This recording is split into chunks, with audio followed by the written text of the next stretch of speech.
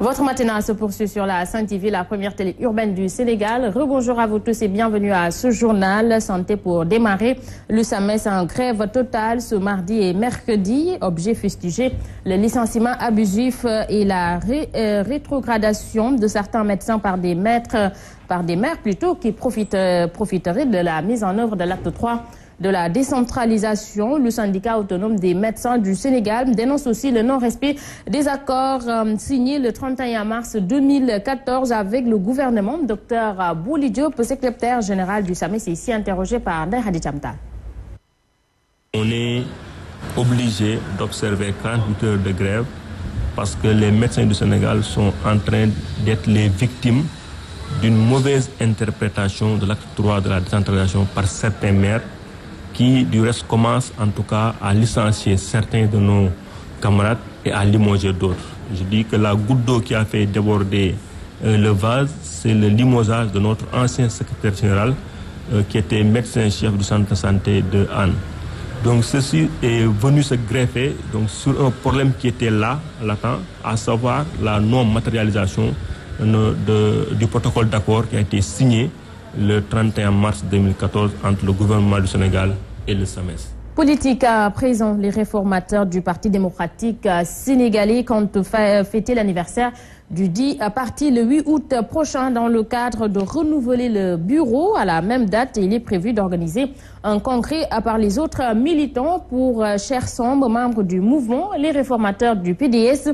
Cela n'a rien à voir avec la fronde dont ils sont accusés. Et le 8 août est choisi donc parce que c'est à cette date que le parti a obtenu son récépissé. Et Cheikh Samb, membre du mouvement des réformateurs du parti, ici avec Sodomarim Gueye. Nous avons compris que c'est après seulement une fuite d'informations à travers la presse que nous avons vu que peut-être certaines instances du parti s'activent pour pouvoir se l'approprier. Mais nous ne comptons pas nous laisser faire. Nous comptons donc avancer dans notre dynamique, avancer à concrétiser notre point de vue, notre ligne qui est, n'est-ce pas, organiser une manifestation pour célébrer, n'est-ce pas, la naissance du Parti démocratique sénégalais à travers une très grande conférence qui va regrouper les jeunes qui partagent avec nous la ligne que nous incarnons, c'est-à-dire ceux qui veulent, ceux qui souhaitent que les lignes bougent, ceux qui veulent que le parti soit réformé. Le parti a obtenu son récépissé à la date du 8 août. C'est la raison pour laquelle nous l'avons choisi, pour qu'ensemble, à cette date-là, nous pouvons regrouper tous les jeunes Sénégalais épris de paix et de justice qui veulent militer, nous rejoindre dans ce que nous faisons. Communication politique avec le Parti socialiste qui tente toujours de mettre un terme au désordre noté en son sein et qui détériore même l'image d'une formation qui depuis toujours ou presque a joué les premiers rôles. Comment s'y prendre pour les Verts? Élément de réponse avec Abdoulaye Ndiaye, journaliste, formateur et analyste du discours politique, ici interrogé par Pape Chersila.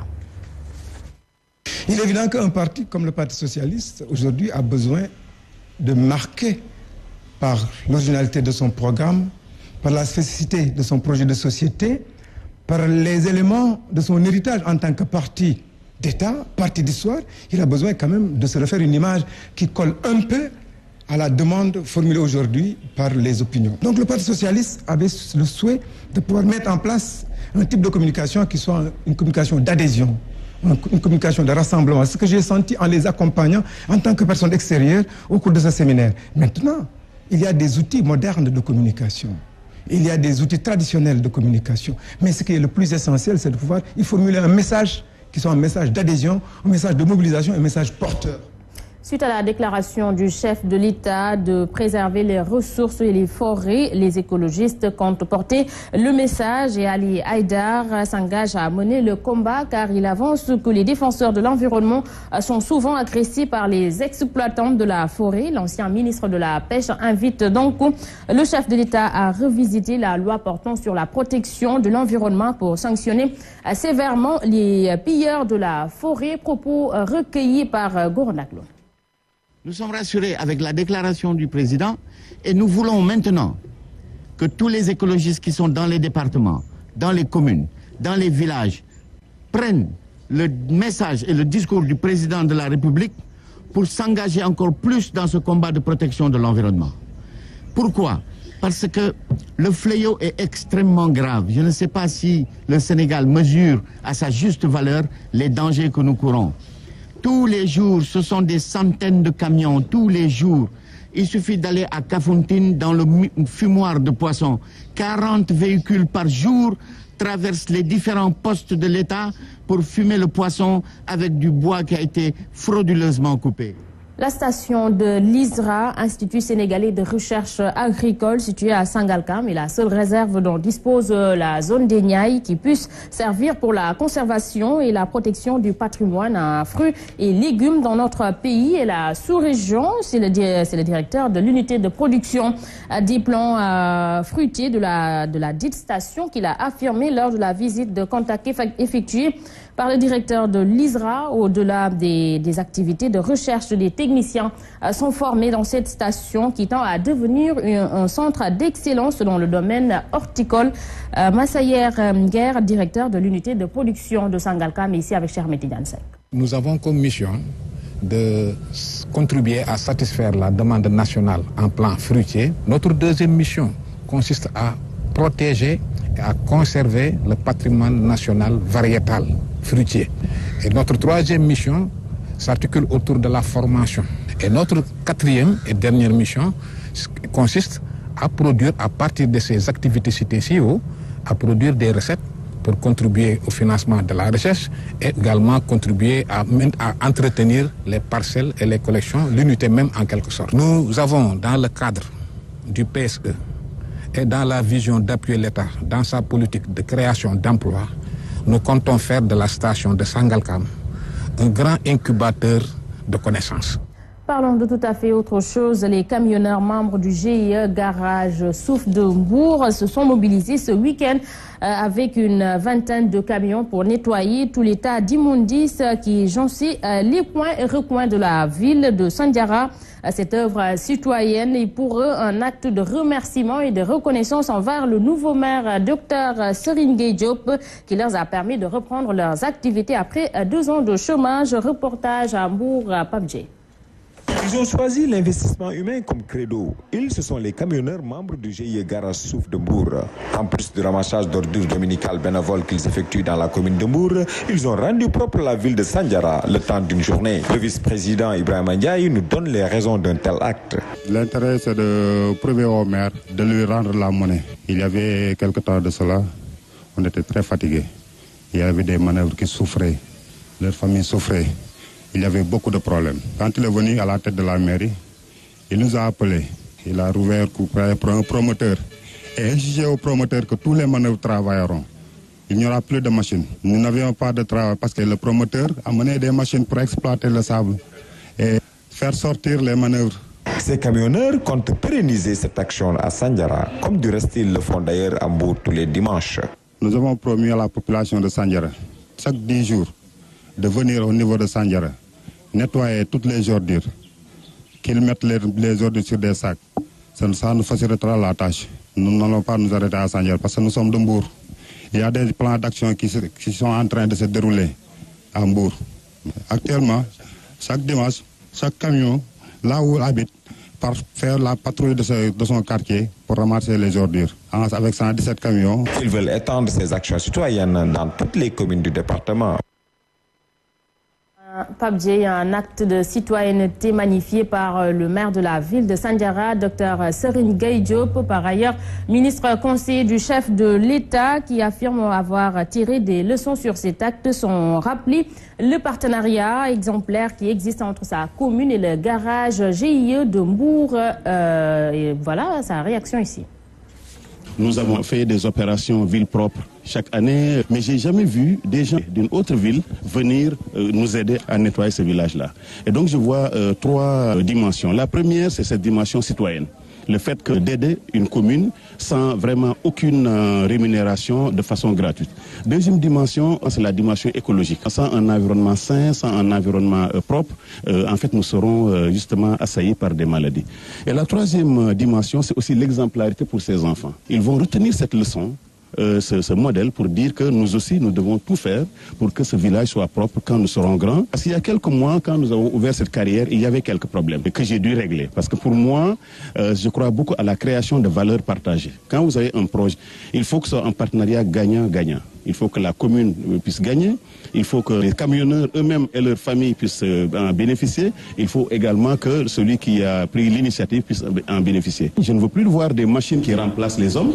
Après la Petite Côte, cap sur Ziguinchor, ville Carrefour qui a pris de la première maison des citoyens de la CEDEAO. Le bâtiment implanté sur un site situé sur le boulevard des 54 mètres dans la commune de Ziguinchor a pour objectif de renforcer la citoyenneté communautaire en Afrique de l'Ouest. Et le docteur Cheikh Tidiane Dièye, directeur exécutif du Centre africain pour le commerce, l'intégration et le développement, revient ici sur le choix porté sur la ville de Ziguinchor pour l'implantation de cette maison. Le voici avec Abdourahmane Diallo.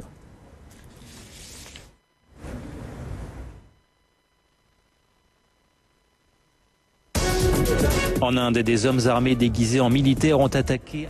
Alors donc nous nous excusons pour ces quelques problèmes techniques. Nous y reviendrons à nos prochaines éditions. À présent, parlons de l'actualité internationale. En bref, 3 assaillants ont semé la terreur pendant toute la journée de lundi, le 27 juillet, dans une petite ville de l'État indien du Pendjab, à l'ouest du pays, équipés d'armes automatiques et de grenades. Ils ont attaqué un arrêt de bus et un poste de police avant d'être abattus lors d'un face-à-face avec les forces de sécurité. Et 3 civils et 3 policiers ont également perdu la vie. L'attaque n'a pas encore été revendiquée, mais les autorités indiennes soupçonnent des militants djihadistes pakistanais de s'être infiltrés par la frontière située à quelques kilomètres de la ville. Depuis jeudi, de fortes pluies s'abattent sur Conakry. Faute d'évacuation suffisante, plusieurs quartiers de la capitale guinéenne sont inondés avec des commerces fermés, des voitures à l'arrêt. Les inondations impactent donc la vie de la capitale. 4 personnes ont déjà perdu la vie, 5 selon d'autres sources. Un mot sport avant de clore ce journal. Parlons à tennis. La Fédération sénégalaise de la discipline organise un tournoi mixte pour la petite catégorie. Au terme de la première étape qui a pris fin ce lundi, Issa Mboup annonce que 6 pays africains participent au tournoi de Dakar. Une compétition donc qui va permettre aux jeunes joueurs de maîtriser les rudiments de la discipline. Le président de la Fédération sénégalaise de tennis s'entretient ici avec Sorne Falcane.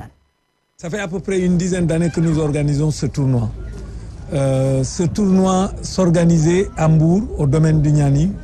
Mais comme l'a si bien dit tout à l'heure Fantamadi, le domaine du Niani a fermé ses portes pour raisons économiques.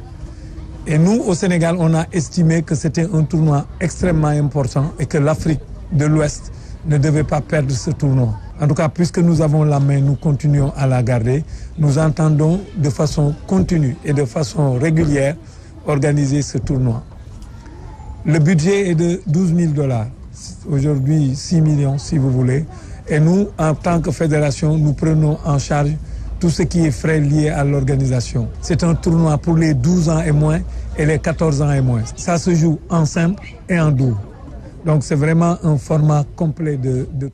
Voilà, Issa Mboup peut juste rappeler que la deuxième étape va se dérouler du 27 au 30 juillet au club de Dakar. C'est cet élément sport qui met fin à ce journal. À vous tous, merci de l'avoir suivi. Merci à toute l'équipe technique et l'équipe rédactionnelle qui ont participé à la réalisation. L'info en continu sur la Sen TV, la première télé urbaine du Sénégal. 7h30, Mamba India et Ahmed Adara vous retrouvent pour la revue des titres en Wolof. 7h45, c'est le journal. Et comme j'ai l'habitude de le dire, Sen TV matinale, c'est de l'info, du divertissement, mais également du bien-être. Alors, tout de suite, mettez-vous en tenue. Sen Coach s'installe dans Sen Gym pour vous donner quelques mouvements. Quant à moi, je vous donne rendez-vous à 13h pour le flash d'information. Bon réveil matinal à tous et bonne journée.